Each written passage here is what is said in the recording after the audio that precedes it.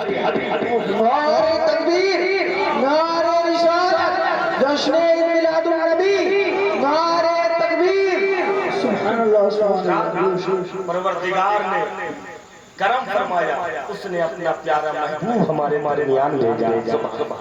پیارا محبوب ہمارے درمیان اللہ کے حبیب صلی اللہ علیہ وسلم تشریف لے آئے۔ حضرات 40 سال کا وقت، 40 سال کے بعد اللہ نے حکم دیا، اے میرے حبیب اب اپنے بنے ہوئے کا اعلان کرو، اپنے نبوت کا اعلان کرو، میرے وحدانیت کا اعلان کرو۔ اللہ کے حبیب صلی اللہ علیہ وسلم اپنی نبوت کا اعلان کیا، اللہ کی وحدانیت کا اعلان کیا، جس کے مقدر میں تھا وہ دامن اسلام سے لپٹ جاتا ہے۔ سنیے، ایک ماں ہے، وہ اپنے بیٹے سے کہتی ہے کہ اے میرے لال، اے میرے لگتے جگر، اے میرے نور نظر، تم اپنے چچا کے پاس اور جا کر اپنے چچا سے کہو کہ میری ماں کے لباس پھٹ چکے ہیں، میری ماں کے کپڑے پھٹ چکے ہیں، جس کے وجہ سے میری ماں 4 دیواری میں قید ہے، باہر نہیں نکل پاتی۔ ایک جوڑا کپڑا میری ماں کو دے دے، ایک لباس میری ماں کو دے دے۔ ماں اپنے بیٹے کو بھیجتی ہے اور وہ بچہ آتا ہے اپنے چچا کے پاس۔ آنے کے بعد کہتا ہے میرے چچا، میری ماں نے مجھے بھیجا ہے، میری ماں کے لباس پھٹ چکے ہیں، جس کے وجہ سے میری ماں 4 دیواری میں قید ہے، 4 دیواری میں بند ہے، باہر نہیں نکل پاتی۔ اے چچا ایک جوڑا کپڑا میری ماں کو دے دے۔ اس کے بعد جانتے ہو اس کے چچا نے اسے دھکا مار کر، اس کے چچا نے اس کو جو ہے وہاں سے ڈانٹ کر کے بھگا دیا، کھا لیا۔ اس کے بعد وہ بچہ وہاں سے روتا ہوا آ رہا تھا اپنے گھر، بڑی امید لے کر گیا، اس کا سگا چچا تھا مگر ایک جوڑا کپڑا نہیں دے سکا، لباس نہیں دے سکا۔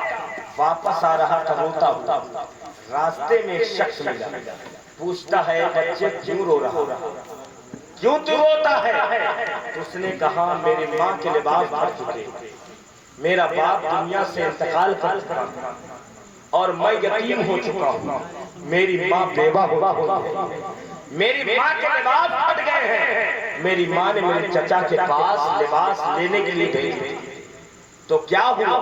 کہا میرے چچا نے لباس مجھے ڈانٹ کر کے اس نے بھگا دیا، اس لیے رو رہا اور اپنے گھر کو واپس جا رہا۔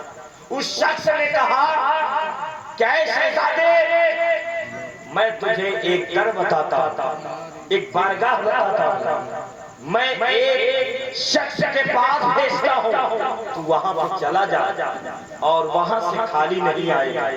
ویسی بارگاہ ہے، اگر کوئی جنت کا بھی سوال کرتا ہے تو اس بارگاہ سے جنت بھی عطا کی جاتی ہے۔ تو اس بارگاہ میں چلا، تو ان کے پاس چلا جا۔ کہا جانا کس کے پاس ہے؟ کہا محمد عربی صلی اللہ علیہ وسلم کے پاس جانا ہونا۔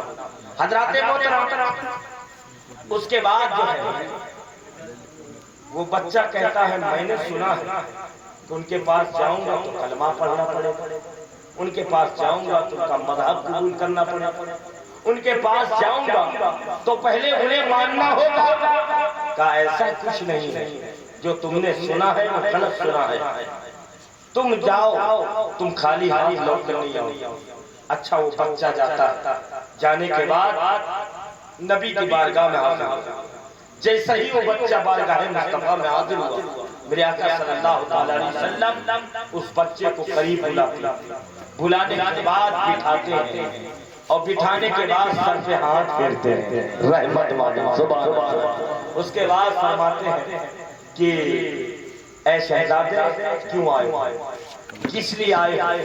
تو بچہ کہتا ہے میری ماں بیوہ ہے، میں یتیم ہوں، میری ماں کے لباس پھٹ چکے ہیں، میری ماں نے میرے چچا کے پاس لباس کے لیے بھیجا، کپڑے کے لیے بھیجے، لیکن میرے چچا نے نہیں دیا بلکہ ڈانٹ کر کے مجھے واپس کر دیا.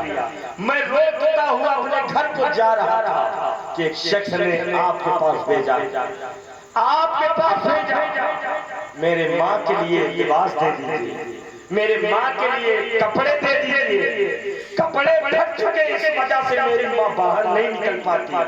آپ میری ماں کو کپڑا دے دے, میری ماں کو لباس دے دے. میرے پیاروں, آج ہمارا آپ کا حال کیا ہے کہ رمضان کا جب مہینہ آتا ہے تو حضرات حافظ صاحب کو کپڑا دینے کے لیے بڑی پنچایت ہونے کے بعد ایک جوڑا دیا جاتا ہے. کھانا کھلانے کی بات آتی ہے ماں کی تو ہم نہیں کھلائیں گے. اگر امام صاحب ایک بار فاتحہ کرنے نہ جائے تو ہم چندہ نہیں دیں گے, ہم کھانا نہیں کھلائیں گے.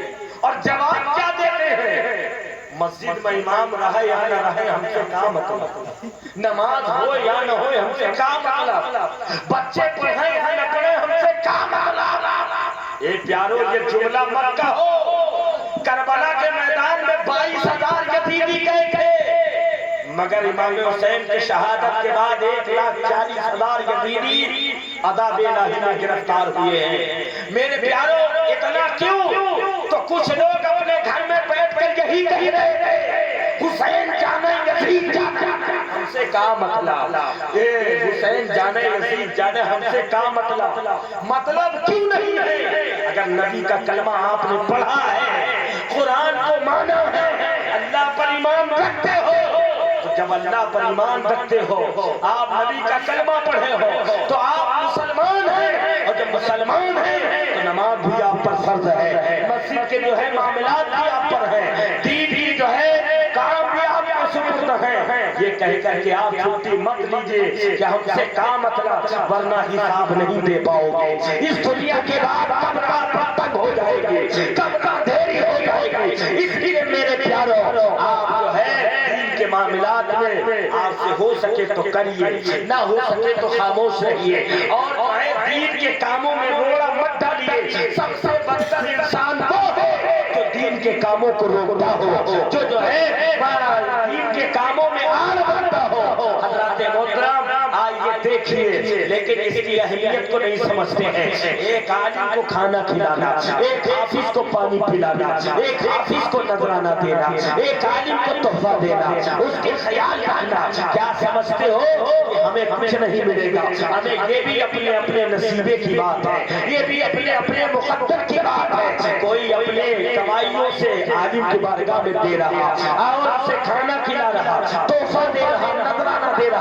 حضرات کل قیامت کا دن ہوگا, حضرات نفسی نفسی کا عالم ہوگا. اور بات جانتے ہو, جب ایک حافظ قرآن کو یا عالم دین کو جب حکم ہوگا کہ وہ جنت کی طرف جائے تو اس کے قدم جنت کی طرف نہیں اٹھیں گے.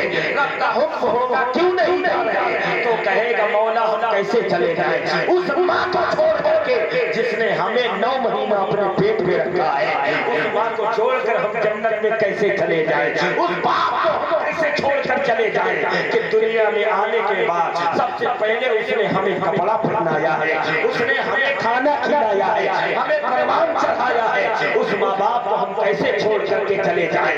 حضرات محترم, اس کے بعد ماں باپ کو بھی ساتھ کر دیا جائے گا, اس کے بعد پھر بھی قدم نہیں اٹھیں گے. رب کا حکم ہوگا آپ کیوں نہیں جاتے. حافظ قرآن عالم دین کہے گا کہ پروردگار ہم اس استاد محترم کو چھوڑ کر کیسے چلے جائیں جس نے ہمیں حافظ بنایا ہے, جس نے ہمیں عالم بنایا ہے. حضرات محترم, اس کے بعد جب عالم دین حافظ قرآن جب جنت کی طرف بڑھیں گے تو کتنے لوگ بڑھ بڑھ کر کے حافظ قرآن کا دامن پکڑ لیں گے, عالم دین کا دامن پکڑ لیں گے. اور اس کے بعد کیا کہیں گے, کیا ماں تعریفنی ان الذی, کیا ہم کو پہچانتے نہیں.